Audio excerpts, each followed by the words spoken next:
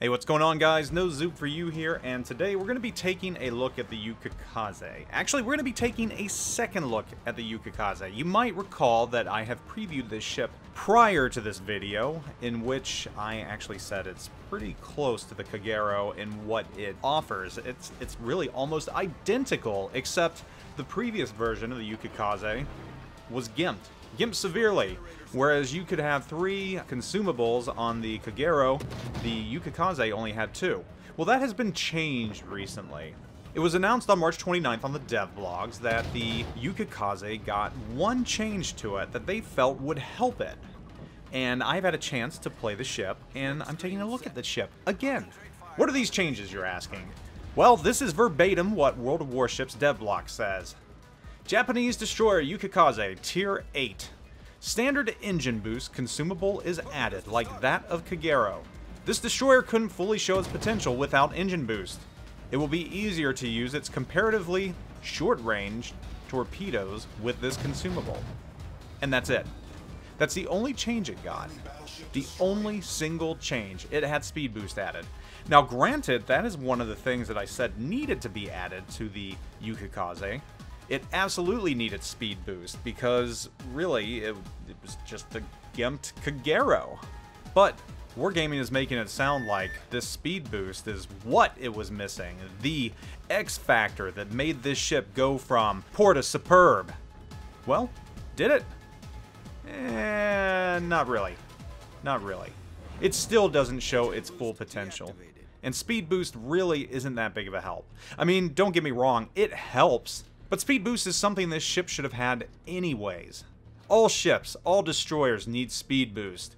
There are few out there that don't have them just because if they did have them, they might be a little unfair. Kagero needs speed boost. Yukikaze needs speed boost. So even with the speed boost, what are you getting with Yukikaze? You're getting a Kagero. That's it. Actually, you're getting a Kagero with only one option for torps. You only get the 8-kilometer 76-knot torpedoes. You don't get Kagero's Type 93 Mod 2s that are 10 kilometers at 67 knots. I'd much rather have those. And here's the reason why. Yes, Yukikaze, you can do perfectly well with her if you're top tiered. You can absolutely bully the enemy team if you're top tiered. You can run amok, your torps are going to slay battleships, you're going to have a fun time. But you're not predominantly going to be top tiered in a Yukikaze. If you've played Kagero, you know you're not predominantly top tiered in the Kagero.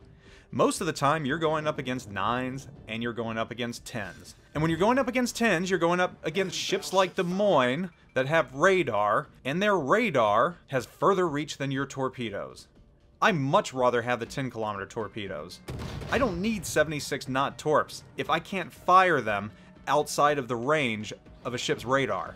And that's the biggest issue with this ship. It really brings nothing to the table whatsoever. It is a Kagero clone, minus those torps. So why in the world would you want this ship? I personally wouldn't want it. I'd just take the Kagero over it. I'd suggested in my last video that they gave it something unique, something different. Torpedo reload booster or something like that. Something that sets it apart and gives you a reason to play it.